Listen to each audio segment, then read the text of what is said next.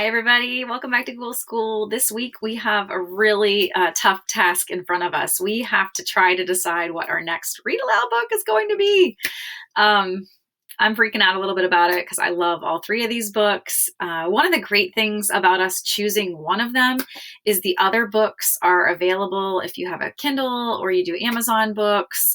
They're also going to be available, obviously, at the library when the libraries open back up. But if we don't choose the book that you want, you can find these books on things like iTunes, Amazon Books, whatever modality your family might use to get ebooks or books online.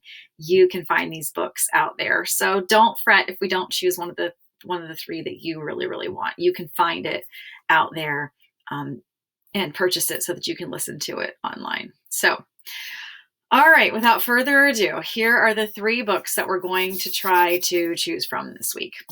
And like I said, I've read all three. They're all very, very good, so we can't really go wrong. It just depends on what you're in the mood for. And unfortunately, we'll have to kind of go with the majority. So make sure you vote if you have an opinion. So because I'll try to look at the votes and your reasons for why you picked what you picked. I wish we had time for more than one. All right, so the first one is The Great Brain at the Academy. You can see that this book is so well loved that the cover is partly ripped here. So this is the fourth book in the Great Brain series, and I know some of you've read it already. And if you have, you may or may not mind listening to it again. I don't know. This book takes place when Tom goes off to boarding school. And so it's kind of what happens when he leaves and JD meets Frankie, and we know what happens to JD, but what happens to Tom when he goes off to the academy is a story that we don't know until you read this book. So it's historical fiction, obviously. Let me read the back of the book to you. The Great Brain at the Academy, John D. Fitzgerald. Everyone knew that Tom Fitzgerald, alias the Great Brain, would get into trouble when he went off to school at the strict Catholic Academy for Boys in Salt Lake City. But no one, including Tom, knew just how much. His tongue got him 15 demerits worth of difficulty the very first day. But his great brain refused to be defeated as Tom set out to outwit the 8th graders, the superintendent, and finally the bishop of the state of Utah.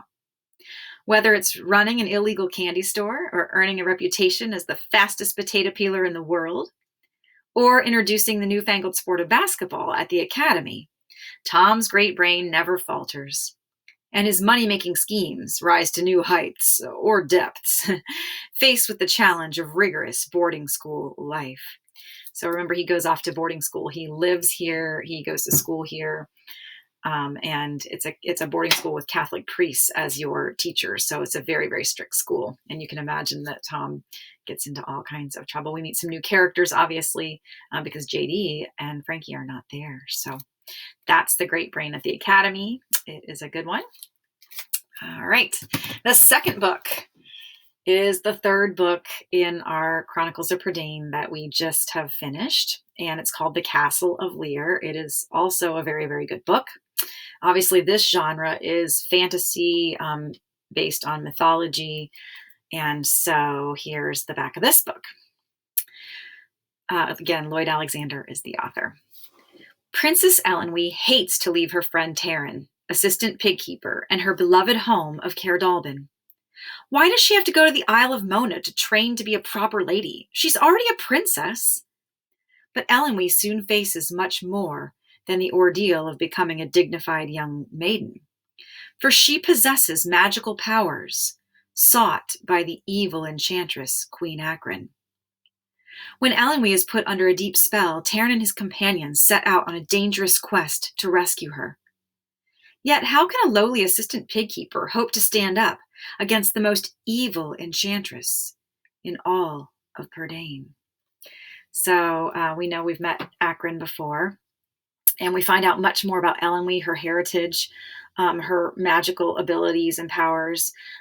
We also travel outside of Prydain proper, and this takes place on an island, which is kind of unique. They spend some more time on ships, and you can see there's water in the background there. So I know some of you looked at the map. In this one, they're going to journey off to an island, and it gets pretty, the adventure gets pretty intense. We have some new villains, also some new comedy characters in this one as well. So very good book, The Castle of Lear. The last one that we can choose from is one that students have also enjoyed year after year.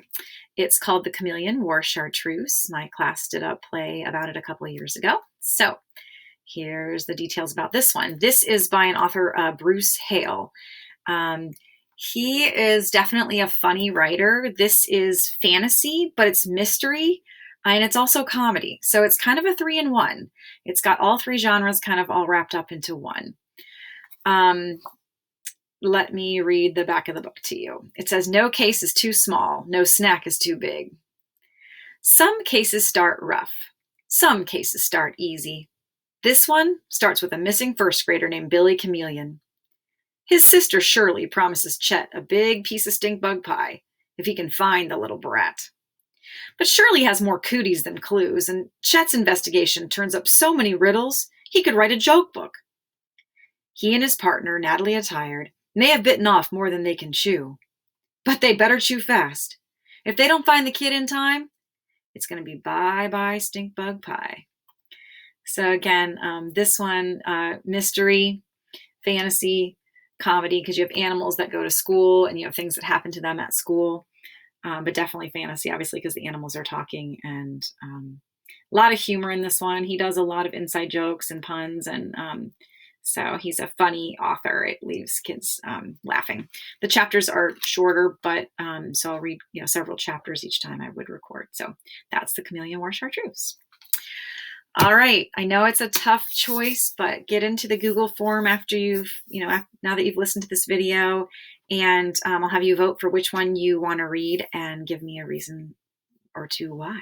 So thanks everybody for listening. And again, if we don't pick the one that you really, really wanted to read, you can order the book. You can try to get it on like an audiobook modality. I'll try to help you to find it somewhere online if you can't find it, and your parents can help you find it too, because they're all three. I would recommend any of the three. So if we don't pick the other two, you can always see about buying the other two or renting the other two or things like that. Thanks so much, everybody. I'll see you around Google School.